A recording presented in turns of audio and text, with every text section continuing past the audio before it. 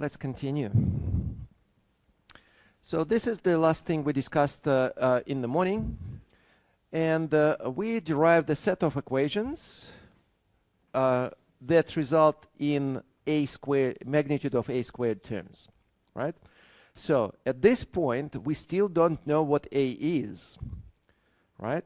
So we still don't know that, but we can solve for spatial distribution. We will be able to solve this system of equations and obtain what the distribution in space, what happens in between the plates. We will see the shape of it, but we will not be able to say how strong it is. Remember, our goal was and still is to determine not only how it looks, but how strong it is. And we can answer the question on how it looks. At this stage, we still don't know how strong it is. So we're still going, but we're going in the right direction. So all right, let's do what we can. At this stage, we only can do another spatial distribution. So we can solve this. We discussed this. And we concluded this, that this matrix on the left-hand side is good matrix. Its determinant is not equal to 0. It is invertible. So therefore, we simply multiply left and right-hand side by inverse of L. And if by doing so, we essentially solve the system of equations. We will see what U20, W20, and P20 are. And of course, I'm not going to do it myself. I will ask MATLAB to do it for me, and I will run the code, and we will see what happens. So it is, again, the same code as I showed you before, but I will take it one step further.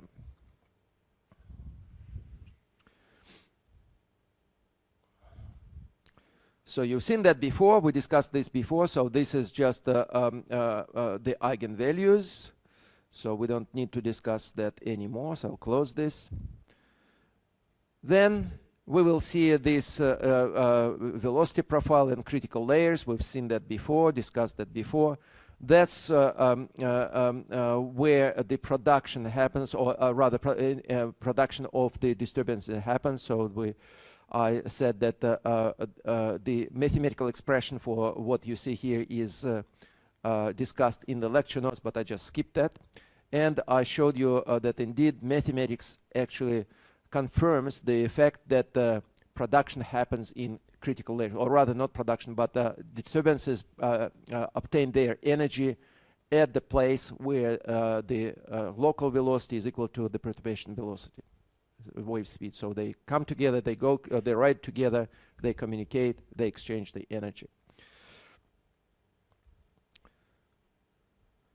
So that is the another picture pretty much that we discussed. So that is what happens in critical layers. And then I click the button here, and I will get this velocity animation. So we've discussed that before. So that is the velocity field. So that's wave propagating. So let me let it go. So we see that.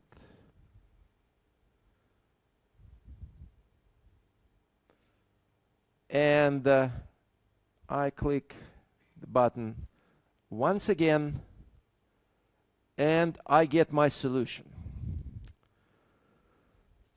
So the blue line in the top graph is what solution W20 is. So that's essentially a velocity field correction introduced by perturbations. So mean flow. So therefore, mean flow with which means not periodic flow, right? Remember that in the equation for which indexed with 2 and 0, E is not there, so which means spatial periodicity is not there. So what does it mean physically? So when you have sine and you square the sine, so there is a formula for sine squared, trigonometric formula. Do you remember what it is? Sine squared can be expressed as 1 plus cosine of double alpha divided by 2.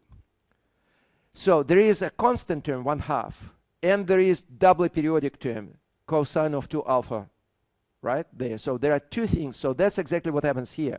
So what we are looking here at that constant term. But in our case, it is not really constant. It is just distribution across the channel. This is called mean flow correction. But because our flow is parabolic, but when perturbations happen, so all these vortices are created, they sort of block the flow. It's like you sticking something in the channel, right? It is being blocked. And because of that, the overall flow, when I take my original parabola and I add this contribution which comes from the mean flow, so from this quadratic interaction, right, you will get this red line. Look what happens. So this solution for mean flow starts at 0, so therefore there will be no modification in the boundaries. But then it very quickly goes, but it goes in the opposite direction. See, it goes to the left. So the original parabola goes to the right, so the flow goes to the right. But perturbation effectively forces to go backwards. See, that's the way it goes. It's weird shape, but the main thing it is goes backwards. So therefore, the overall flow is this parabola, dashed parabola, plus this blue line, and you will get this red line as a result. So overall effect is that you can see that original parabola shrinks. So it's like we put some sort of obstacle in the channel. So that's what happens. That's what the physics of perturbation is. So yes, they will create those waves, but those waves essentially block the flow. Okay? So, and this type of analysis, some of you ask me, well, what if I just have a numerical code which will produce the final solution? Well, you will get the final solution. You will not understand what is actually happening there. You will get overall picture, but here we see what happens at every level.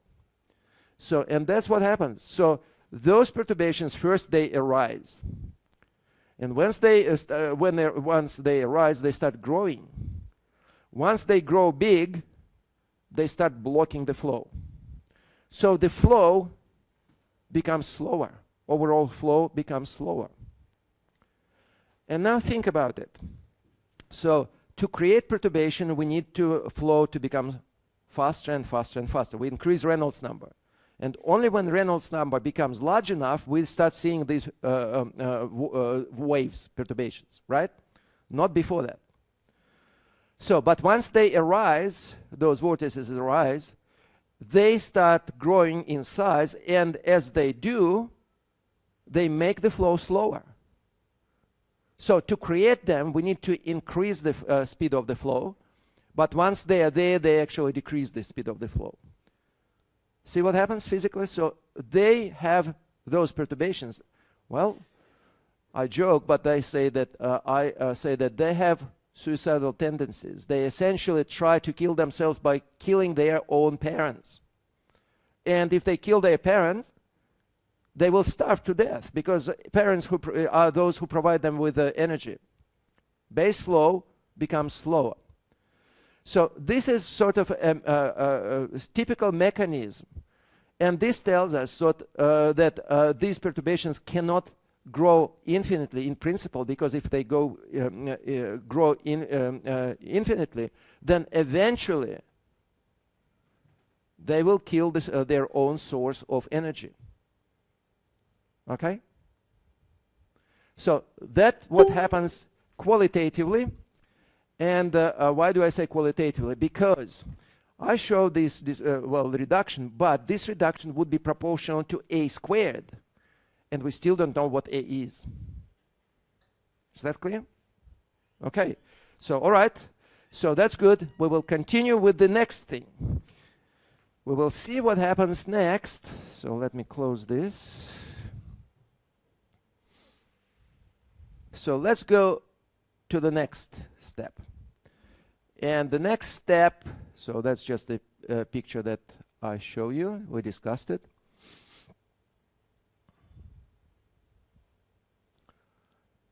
And we already discussed that. So the other group of terms that will appear will be a squared, not magnitude, just a squared itself. And it will be, produced by the product of 1, 1 and 1, 1. So, and will be e multiplied by e, it will be e squared. So a squared, e squared. Right? And remember that example, 1 sine squared. So 1/2 plus 1/2 of cosine of double angle, right? That's exactly what happens. So we just considered that 1/2 contribution. Now we're considering double frequency contribution, cosine of 2 alpha. So that's the one, the second one. So that's this one. And if I realize that, so that the equations now will have to take into account the derivative not of magnitude of a, but rather of a squared. And derivative of a squared is equal to clearly 2 multiplied by a multiplied by dA by dt. But we know what dA by dt is, right? dA by dt, as we established, is sigma times a. So we will have 2 times a times sigma times a. It will be 2 sigma a squared, right? So therefore, d squared by dA squared by dt is nothing else by that, but this. That's what that is. Therefore, my system of equations will now become like that. So we will have double frequency or double growth rate, 2 sigma. We will have double frequency in space, 2 alpha. And we will get some sort of terms which are derived here. So they are pretty much, well, you see how they are derived. That's the example here. So you can go through that. So you will have this product. And if we consider one bracket multiplying another bracket, so we will pick up this combination here, and that's what sits on the in the right hand side. It's just for the first of the equations. So that's entry is actually this entry. For the second equation, we will get something similar like that. I just didn't have the details here, so but it is easy to derive. Okay, so that's what we have. Okay. So now we're going through exactly the same procedure. So we have a system of equations. This is a linear system of equations. This is a matrix, and we would like to know what W22 is. So this is, of course, done by inverting this matrix and multiplying inverted matrix by the right-hand side. You will get your solution. Okay, it's all the same. So it is again and again the same procedure. So the only thing is that we need to make sure that this is actually invertible. Remember the arguments I developed previously? So will those arguments go through here?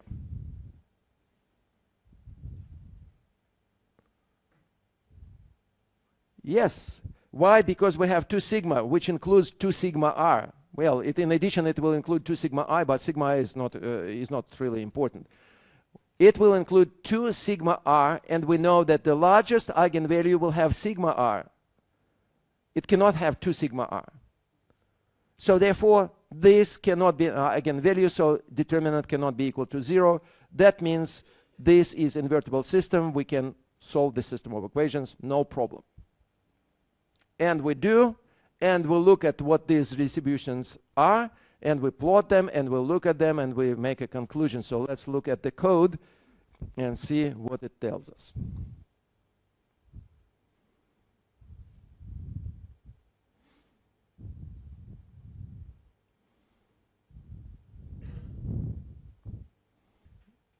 Now, I think I suppressed the plotting part of this routine, so that's okay. So basically, just qualitatively, what are we going to see?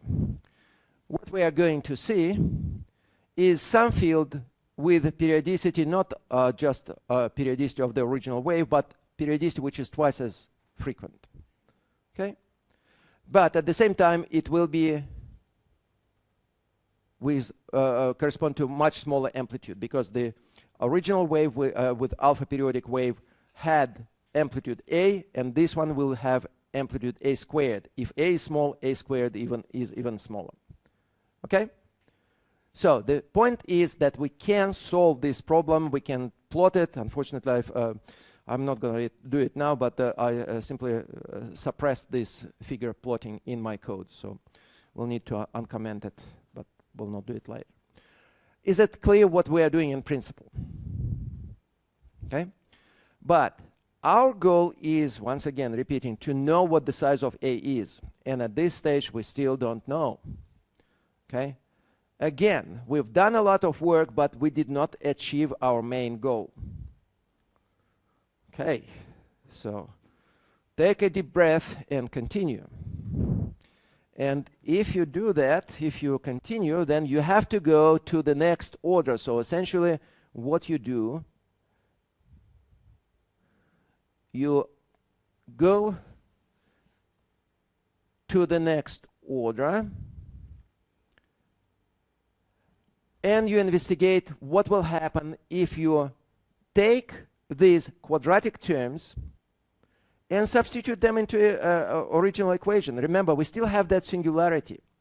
So when we had A terms, we produced A squared terms.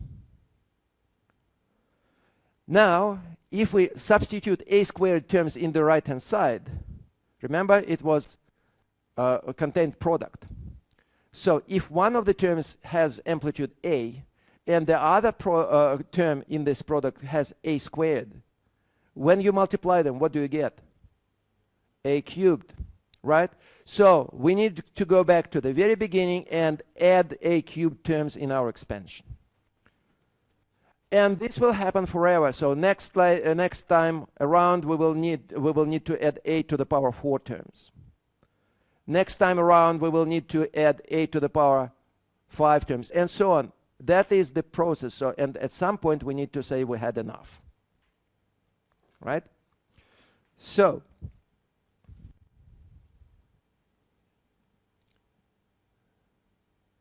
I would like just to show you this diagram. So, in this diagram, we have that e to the power m, and this is power of this periodic component, e to the power m. So positive and negative power. So these are complex conjugate. These are original things. So we start with the base flow. It does not have periodic behavior in x direction. So therefore, e is raised to the power 0. Is that clear? Then we go to the first order of A. A is at the first order. And if you look at this, at the first order, we will get first periodic wave and its complex conjugate. Okay? Then we go to the next level, quadratic. And at quadratic, we had no periodicity, which is this point, and double periodicity, which is this point. See the pattern? So this is 0, 1, or 1 minus 1, then 0, 2 minus 2, and by looking at this diagram we can see the pattern. So we go to the next level and we will see that at the next level we will get 1, 3, minus 1, minus 3. So that's how it is. So you see that these points are staggered by, and the distance between them is 2 units. So you're going to go one level down and you pretty much extend this stencil, this triangle, this cone, whatever you call it, by adding extra points, whatever fits in, and the distance between the points is 2 units. So that's quite easy way to see how this diagram is constructed and how it represents the structure of our solution, of our expansion. Okay, so that's how it is. So 0, 1, 0, 1, 0, 1. That's basically what I say, what the starting point at each level is. So they alternate. 0 amplitude A to the power raised to the power 0. E is 0 as well. A1, E1. A2, 2 and 0. A3, 1, 3, minus 1, 3. A4 will be 0, right? See, so 0, 1. 0, 1. So you can see the pattern, so you can establish the pattern. So there are various ways of interpreting this, but that's basically what we are getting at. So if we go to the next level, we will get 1 and 3.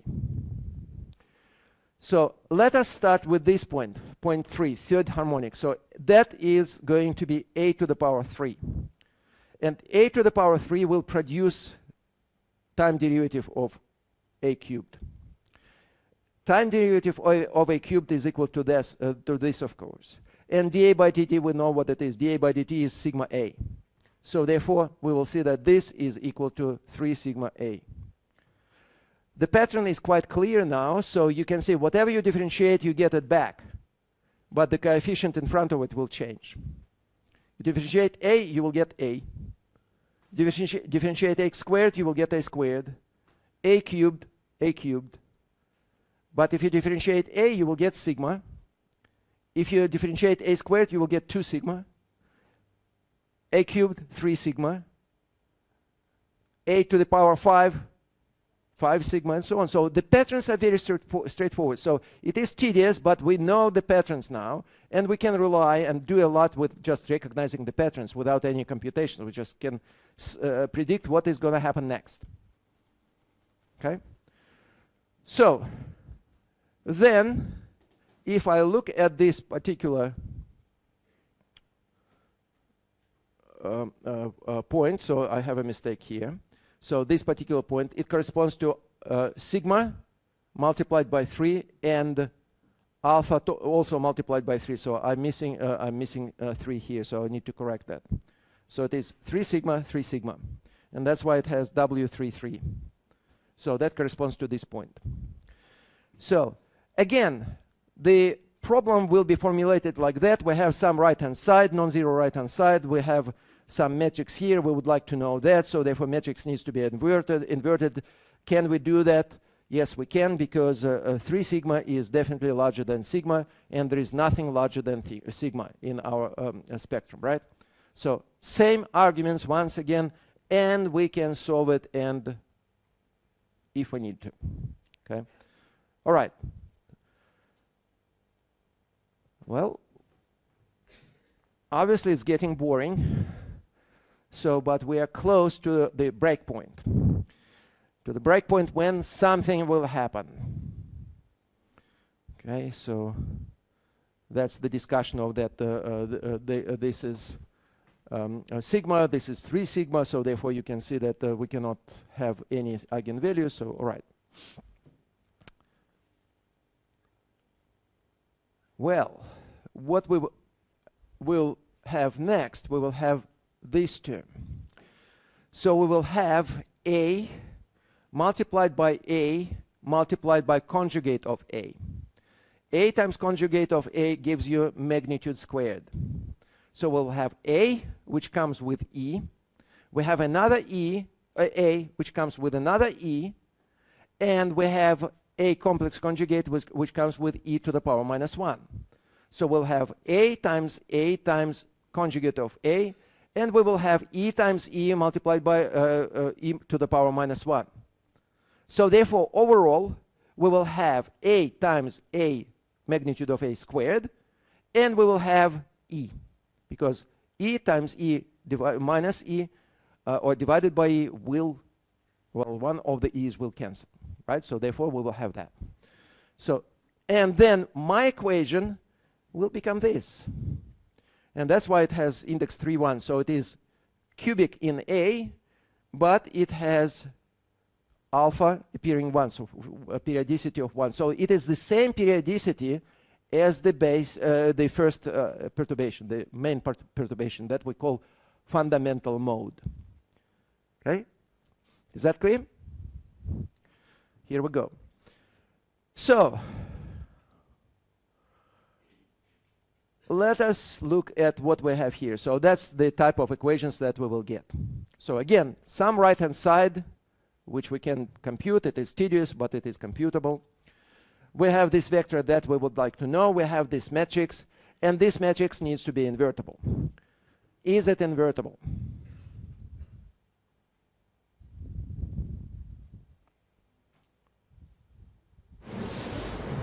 Remember that the same argument is this diagram here. So the invertible if its determinant is not equal to 0. Its determinant is equal to 0 wherever we are, if we are on this line. So this is sigma line. So here we have sigma plus 2 sigma r. Sigma is generally a complex quantity, but this is the plot which contains only real parts. So what do you think? What's the real part of this expression? 3 sigma. So it's the same as previously. So it is here. So therefore this is invertible. We can solve it, right? Well, by now it is painfully clear that we will be able to continue this process forever, because sigma it just multiplied by high and high, larger and larger coefficient. So it was multiplied by 2, now it is multiplied by 3, now then it will be multiplied by 4, by 5, and so on.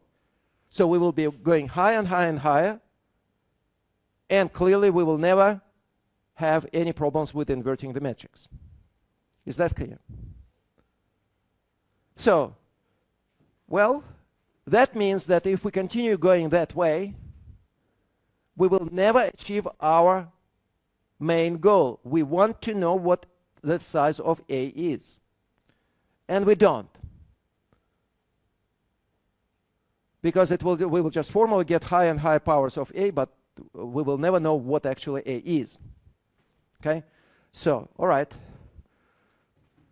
Let's stop, let's take a breath, and let's think what we can do. So obviously it is the road to nowhere. A lot of time, but for no gain. And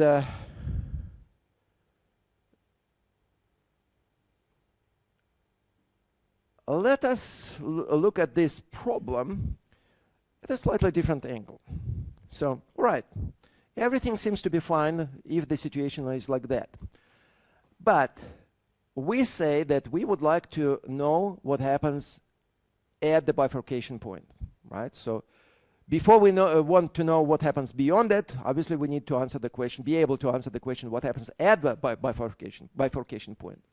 And what happens in the bifurcation? What is sigma r at the bifurcation point, at the critical point, by definition?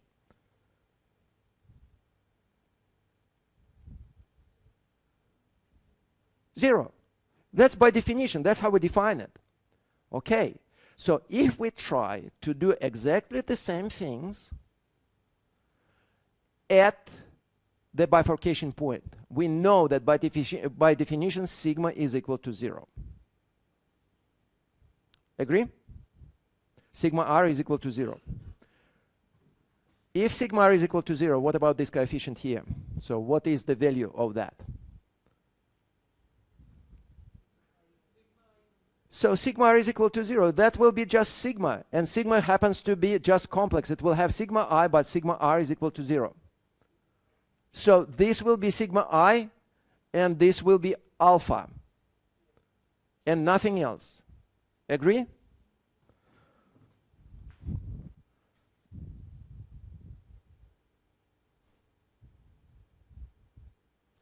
And now I'm going all the way, all the way, all the way.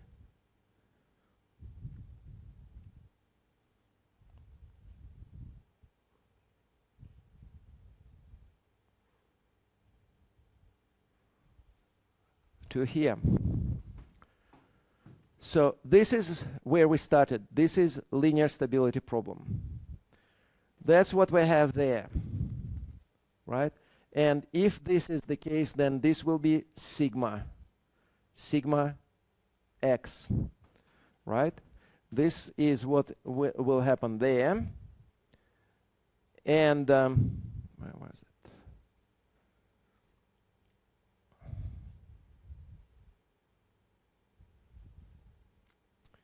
Where's my operator?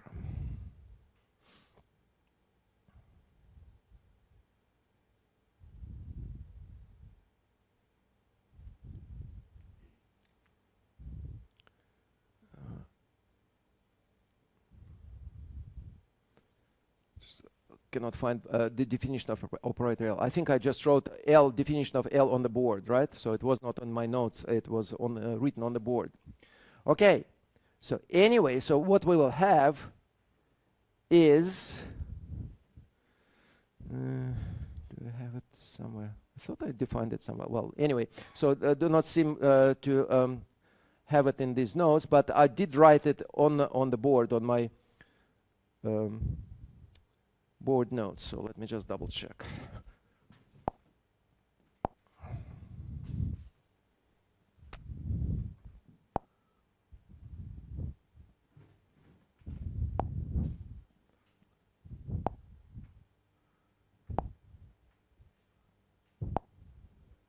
Here. So that's linear stability problem, except to be consistent with what follows, I need to put 1 and 1 here. Okay, so just because it will be first amplitude, first power of amplitude, and the e to the power 1. So that's what it's going to be. All right, so here we go.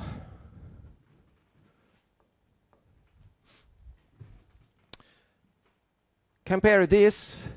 If sigma is at the critical point, by definition sigma r is equal to 0, then we will get sigma I, we will have alpha. And in order for us to be able to solve this problem, this matrix has to be singular. Remember the argument from the very beginning? So that's how we solve this problem, because otherwise we'll only have a trivial solution.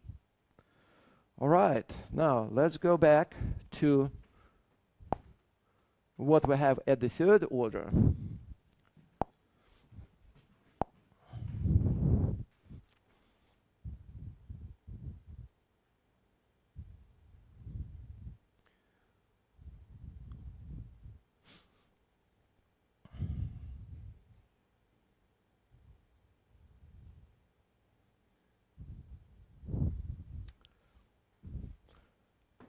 Sigma r is equal to 0. This is sigma, and sigma is simply sigma I. Alpha is exactly the same as before. So therefore, on this diagram here,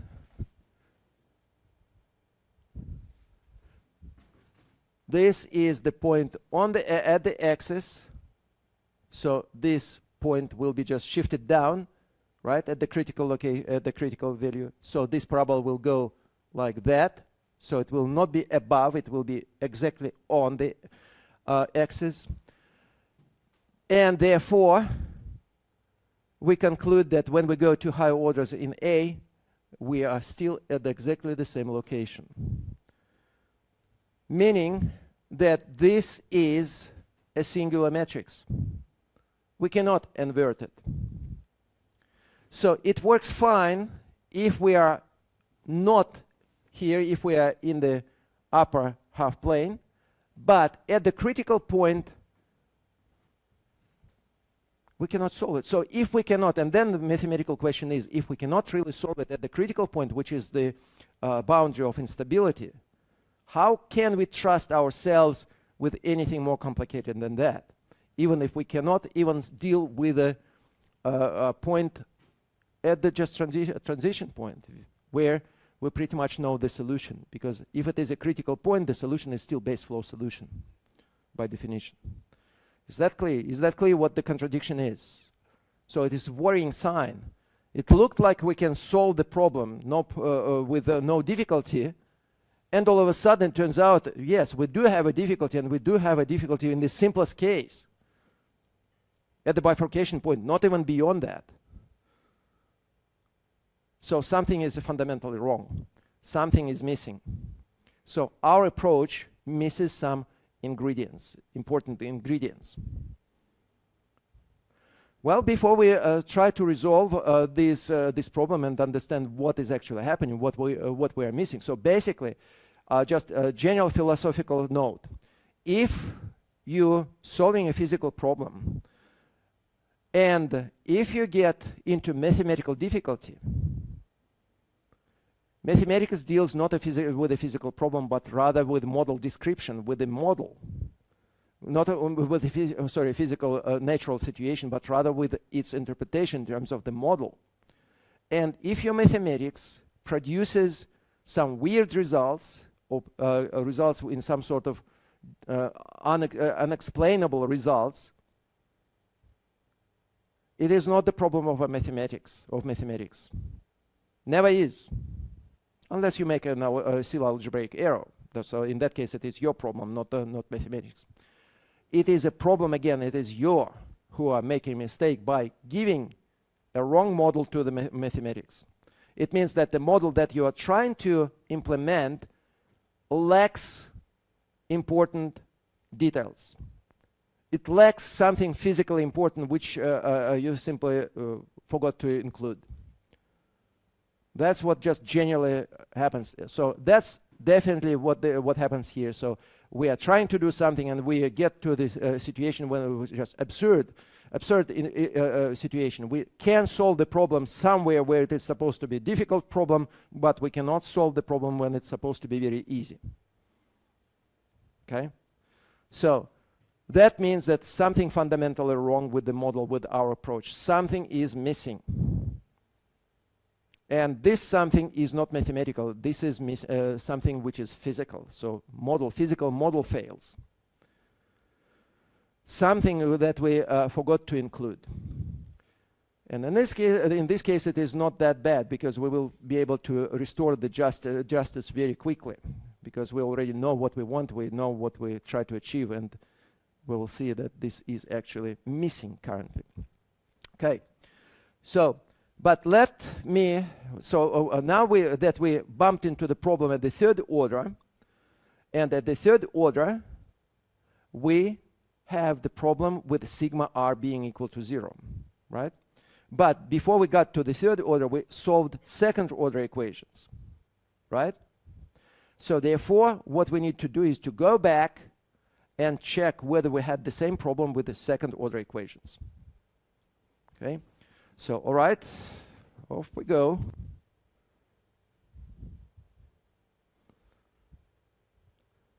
So that's the first second order equation.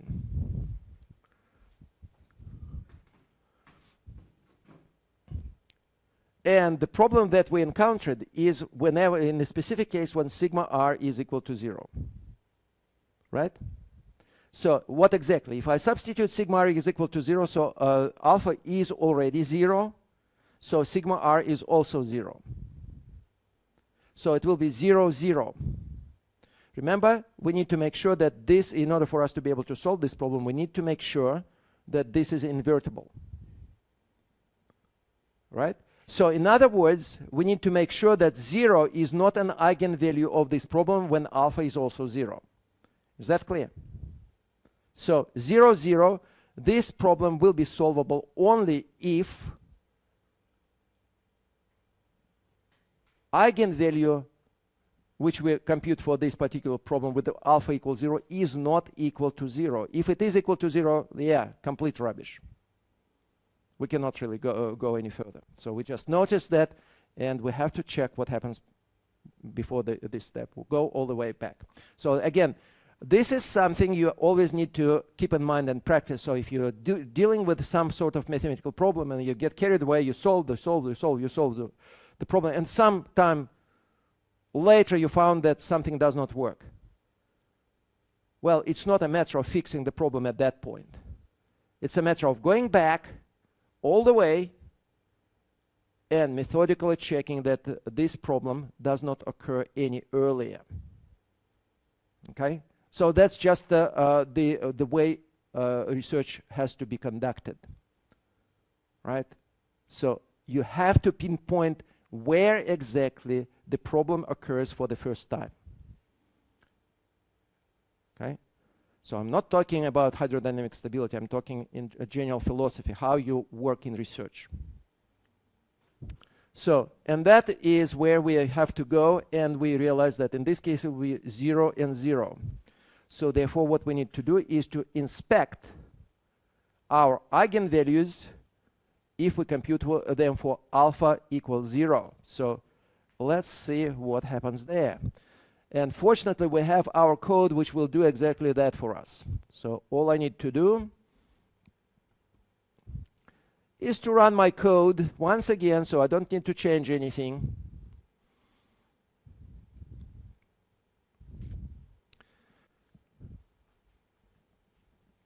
I know that this is exactly the case when sigma r is equal to 0. But sigma r is equal to 0 for alpha is equal to something non-zero, 1.2, what is it?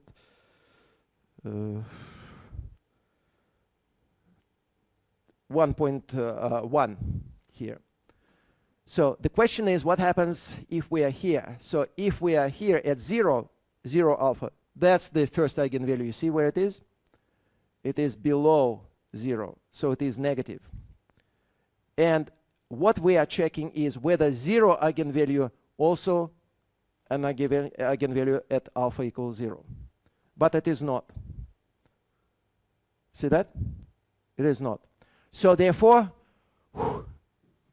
breathe out. We are fine, at least here, because if it would be, if this eigenvalue would be at 0 as well, then we would be in trouble. But no, fortunately, alpha equals 0 eigenvalue is negative, and we are testing eigenvalue, sorry, the value of sigma, which is 0, exactly 0.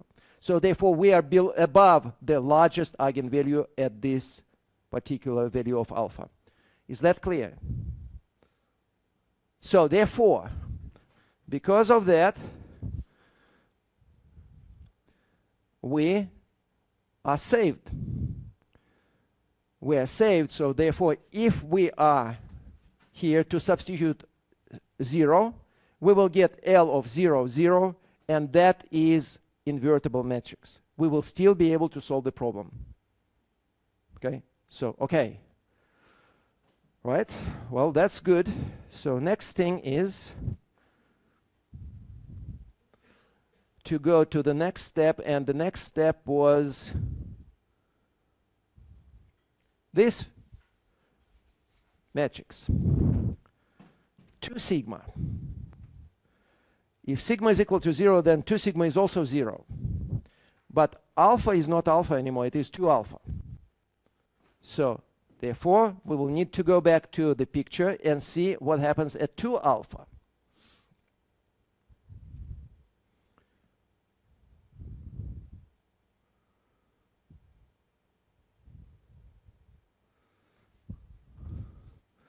So this is alpha, and this is 2 alpha. So our concern is if anything is 0 at 2 alpha, if any of the eigenvalues is 0 at 2 alpha. And we'll look at them, and none of them are close, even close to 0. Okay. Whew. Good. So therefore, no problem. So this still works. So by the look of it, the first time this happens, this problem occurs, is at the 3rd order. 3rd order. So in a similar way, you can check what happens at the 3 sigma, a cubed. And in that case, we will have alpha, and we will have 3 alpha, which will be somewhere here. And you can see that even though this is beyond the range, but eigenvalues become strongly negative, so therefore no problem there either. Okay? So that's basically what happens. So multiples of that must not be anywhere on the same line. That's basically a geometrical interpretation. You have the picture, and you see which way the multiples of that will go. And multiples must not be equal to any of other eigenvalues. That's basically what the interpretation or pattern that we discovered. Okay? So, okay, good. So, therefore, we need to focus at the 3rd order, and we need to focus specifically on what happens when sigma is close to 0. So, to understand what happens, I will go through a simple algebraic example, and that example is exactly the same as I started with when I introduced eigenvalue problem. So remember, eigenvalue equals -3, that one. So with 2 equations. But before going there,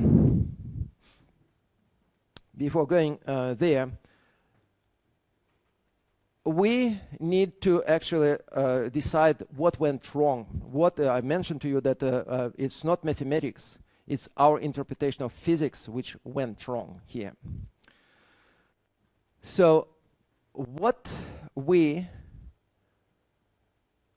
assumed so far, that dA by dt was equal to sigma A. We never challenged that, and we use this fact in all our derivations. dA by dt is equal to sigma A. And that was true when we considered linear stability problem, and we said, oh, there could be nothing else there. Only dA by dt is equal to sigma A. So that is the only way you can solve the linear stability problem when A goes to 0. So, but what we did not take into account up to this very point is the fact then this equation dA by dt is equal to sigma A is only valid when A goes to 0. Okay? We knew that it has to be that way, and we introduced it, but what we did not say that equation, well, yes, it is required, but it is only valid when A goes to 0. Other equation, if A is large, we have no idea what is going to happen with that. It's only when A goes to 0. And now we are trying to assess the situation when A is not equal to 0, right? So that's the thing. So basically what was missing from the very beginning is the fact that if A is finite, then the right-hand side of equation dA by dt is equal to is unknown, simply unknown. Namely, what I mean is this.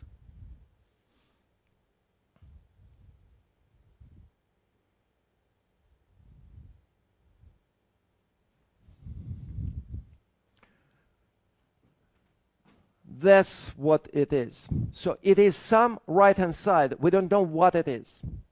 We know that if A goes to 0, in the limit of A going to 0, this becomes sigma A. But this is only in the limit. So this is just some function which at this stage is undetermined. Okay? Then a little bit of algebraic wisdom or algebraic witchery. Pattern recognition will actually be able to tell us what is going on. So, namely, so far we hadn't had any problems at A squared or A magnitude squared, right?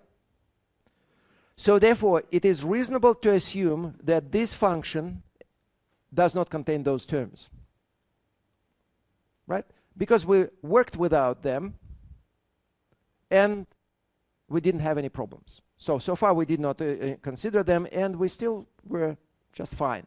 We checked, right? No problems. We still can work things out, right?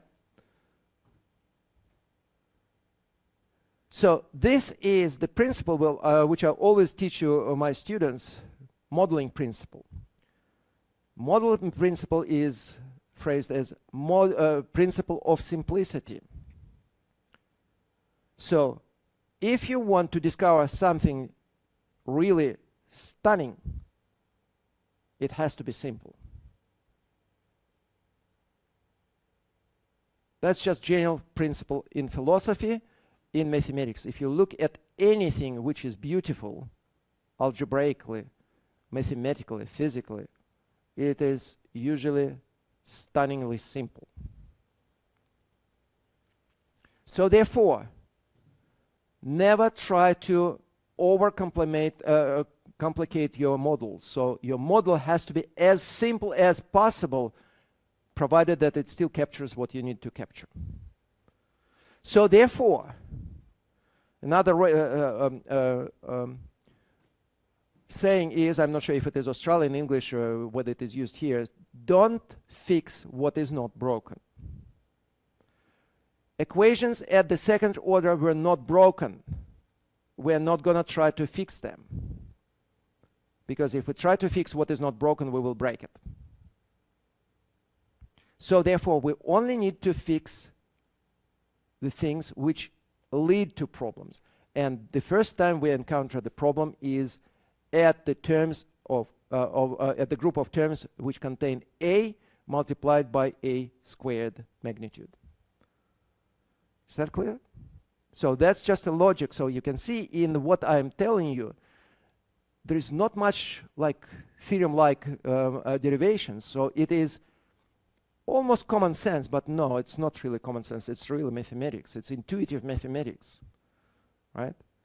Which is influenced to great degree by physics, by understanding what happens physically. And that's what makes great applied mathematician. If you know physics and if you know mathematics, you know physics as well as physicists do, and you know mathematics as well as mathematicians do, then what makes you applied mathematician. Okay?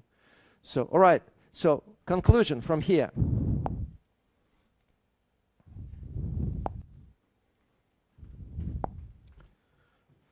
Conclusion from here is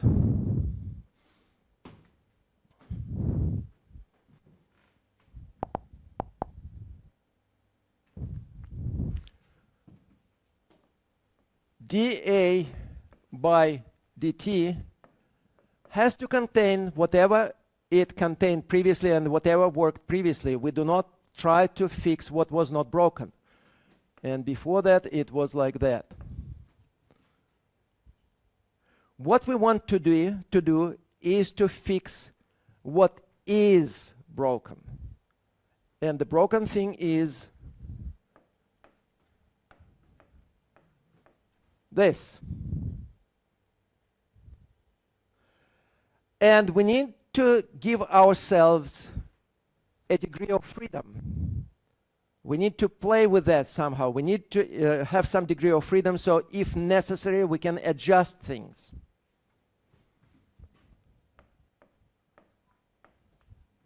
And that's the degree of freedom I would like to have. So why is this term there? I just explained why, because that's where the problem occurs, at this term. So we need to fix this particular terms appearing at this particular combination. Right? Great. And this is at least some sort of buffer which I can adjust left, right, back and forth. So something, I can do something with that so it fits my particular problem. Okay, because remember, this is problem specific, because this sigma comes as an eigenvalue of a particular problem arising from a particular physical situation. So therefore, k must come from the same source, right? Must be adjustable. Agree? And surprise or not surprise, remember what I started with in this subject. So this is Landau equation. So believe me or not, but Landau derived that equation without all that mess we went over the last 5 years. So that's what genius is about. He just looked at the problem and said, well, yes, behavior should be like that. Whatever we went through, he just had it in his head. So, all right. So our goal now is adjust this constant. See what it does and adjust this constant. So, all right. So how much time do we have left? 5 minutes. So that's sort of almost perfect timing, because obviously we need to focus on how to obtain it, and that will be quite a discussion. But the only thing I would like to do, and I will repeat that tomorrow, is to say what the effect of that is going to be. The effect of that is going to be the following. If you just go through the procedure.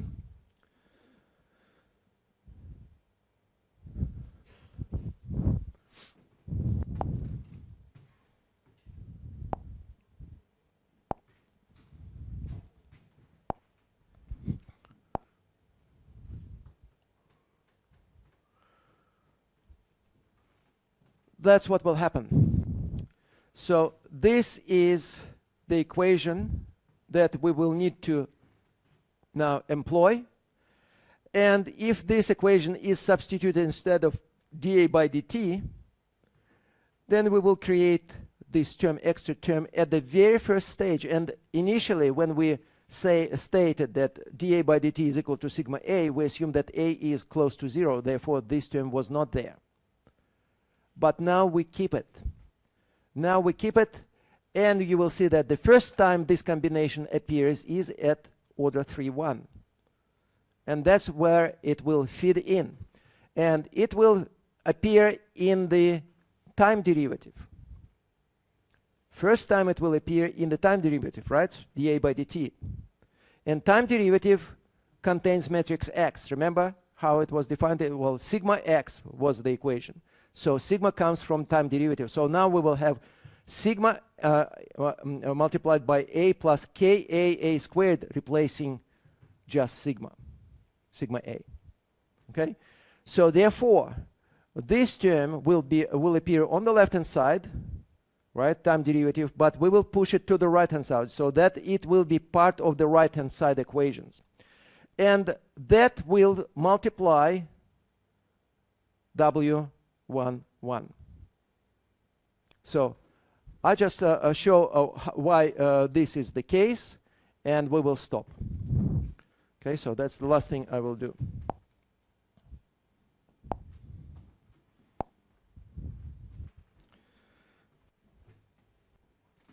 So we have an equation. So W bar plus A W11 multiplied by E. So that's our expansion. Just remember that this is the solution. That's how the solution looks like, right? Plus other terms. I don't worry about the other terms. And we take that and we substitute into equation. So therefore, it will be d by w by dt, and that term will produce. So this is basic law, which is steady. This will disappear, and this will be dA by dt W11 multiplied by E term. Agree? So we'll have plus dot dot dot. So but now dA by dt is equal to sigma a plus k a squared multiplied by W11. So this is like that, multiplied by E plus dot dot dot. So you can see that time derivative will produce this term, and it will be multiplied by W11. And that's how it will translate to the equation which I just showed you. Okay? So that's how it happens. All right. So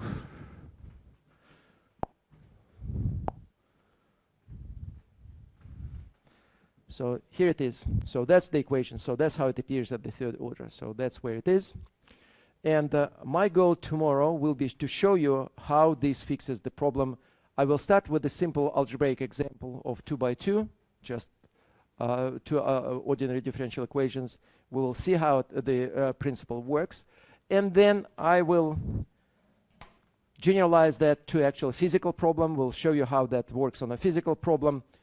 And then I will tell you why all this is meaningless, and why and how it has to be actually made full of sense. And that will be the end of this subject. So I will show you classical approach. What I'm doing here is classical approach, which is known for 60 years, 65 years. And this happens to be a futile exercise, and I will explain why. But it is not useless exercise, because we will be able to actually adopt it or modify that so that it can work for us.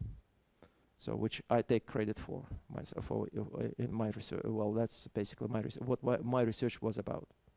Okay, so but that's tomorrow, and that will be the end of it. Thanks.